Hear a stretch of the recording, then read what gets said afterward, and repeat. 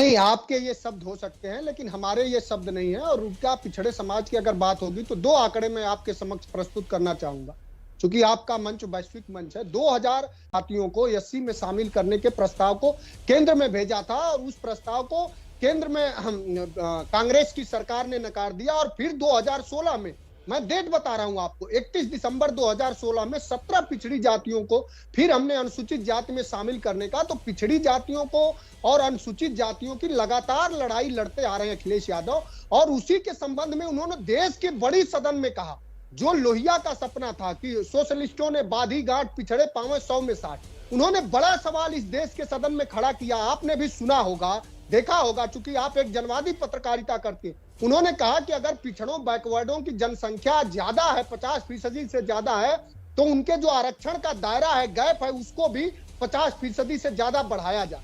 तो सबके समान भागीदारी का, चाहे आर्थिक रूप से, सामाजिक रूप से, राजनैतिक रूप से ही नहीं बल्कि प्रशासनिक रूप से वो सुनिश्चित कैसे हो, इसका पूरा खाका और किसी के पास विचारधारा है और उसको जमीन पे उतारने का अदम्य साहस है और किसी के पास आत्मबल है, तो वो शख्स माननीय अखिलेश यादव। क्या किया 2012 से 2017 में आपने रिजर्वेशन प्रमोशन पे क्या किया? आप बताइए आपने क्या किया 2017 फैजान भाई, कोई बात क्लियर कर दीजिए कि आप 2012 से 17 में क्या पिछड़े वर्गों के लिए आपने किया? मैं आपके हर तर्क का जवाब दे रहा हूं। जब आप उत्तर प्रदेश के, मैं समझता हूं कि आप छात्रों नौजवानों के संपर्क में नहीं है, मैं आपको नंबर बता दूंगा। ये उत्तर प्रदेश की समाजवादी पार्टी पहले ऐसी सरकार थी कि दलित बच्चों का ग्रेजुएशन से लेकर के, प्राइमरी से लेकर ग्रेजुएशन पीजी तक, यहाँ तक कि स्कॉलर तक की फीस माफ थी और उसके अलावा उनको स्कॉलर दिया जाता। मनोज शायद आप स्टूडेंट पॉलिटिक्स से दूर है। उस वक्त जितने लोग भी प्रमोशन पाए थे रूबिका जी, सब लोगों का डिमोशन हुआ था और समाजवादी पार्टी की नीयत थी वो प्रमोशन रिजर्वेशन के खिलाफ थी, उस वक्त पिछड़े वर्ग के खिलाफ खड़ी हुई थी। आज आप पूछ लीजिए छात्र कितने लोगों ने इसका विरोध किया था।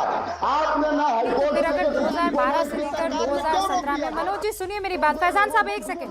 मनोज जी 2012 से लेकर 2017 तक अगर आपने इतना उनके लिए काम किया तो फिर मौर्य साहब को तो आपके साथ आना चाहिए था बीएसपी छोड़ के, ये बीजेपी में क्यों चले गए? दारा जी को आपकी पार्टी के साथ आना चाहिए था, ये बीजेपी संग क्यों रहे? रूबिका, कभी कभी भ्रम जो है, साड़ी बीच नारी है कि नारी बीच साड़ी है, तो कभी कभी भ्रम एक भ्रांति, जब हिंदी के आप बात करेंगे तो एक भ्रांतिमान अलंकार होता है, तो अच्छे अच्छे लोगों को भी कभी भ्रम हो जाता है। लेकिन अगर सुबह का भूला शाम को घर आ जाए तो उसे भूला नहीं कर। ये भूल चूक में चले गए थे बीजेपी। 5 साल भूल चूक में इन लोगों ने मंत्री पद ग्रहण किया है ना, भूल चूक में हो गया था ये सब। शिवम त्यागी बात कही आपके मंच पर, उन्होंने कहा, हाँ मैं समझ गई, आपके मंच पर कहा कि 5 साल तक उनको बरगलाया गया। अरे इतने, अरे प्रभु ये सब इतने भोले लोग हैं और उन्होंने, ये इतने भोले राजनीतिज्ञ हैं कि 5 साल तक इनको जो है भ्रमित करते गए और ये अपने कुर्सी से चिपके रहे।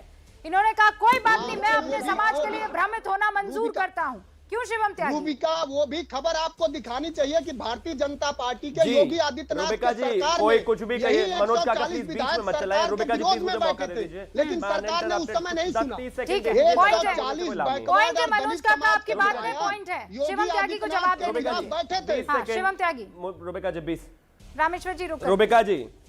रूबिका जी मैं सिर्फ इतना कहना चाहता हूं कि ओबीसी के लिए किसी ने क्या किया है, यही डेटा सबके सामने है। अभी कर लेते हैं ना, बात कर लेते हैं।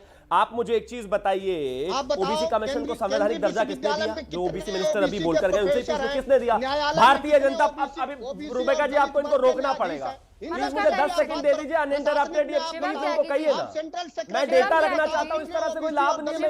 एक सेकंड रुकिए मनोज जी, जनता को पता ही नहीं चलेगा। मनोज जी आप बात करें, और बीजेपी का जो मानस संगठन है उसने 1925 से शुरू हुआ है, आज तक क्यों नहीं एक दलित को सर संचालक बनाया? ठीक है मनोज जी, बैकवर्ड को क्यों नहीं? सुन लिया मनोज जी, सुन लिया। आज आपका बर्थडे, इसका मतलब ये कि हम में से कोई भी केक नहीं खा पाएगा। वो बिहार के जगदेव बाबू अरे जवाब तो देने दीजिए, जवाब देने बिहार दीजिए के ना। लेनिन कहते थे, मेरे ख्याल से कि उनको 10 का आवाज नहीं जा शासन रही है, 90 पर आवाज नहीं वो सुन नहीं चलेगा, पा रहे हैं। नहीं शिवम त्यागी चलेगा। 20 सेकंड। वो सही कहते थे, उनका कि वो फोन तुम्हारा डिस्कनेक्ट हो राज गया। तुम्हारा नहीं चलेगा, नहीं जी चलेगा। जी, thank you thank you thank you thank you.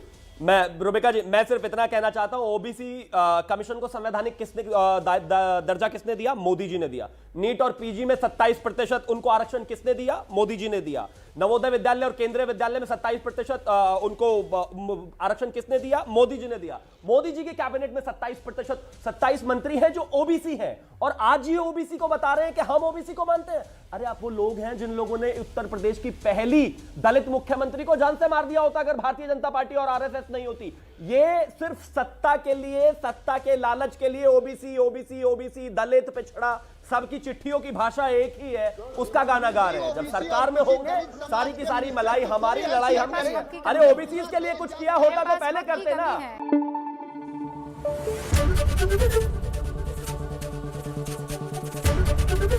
ABP news आपको रखे आगे।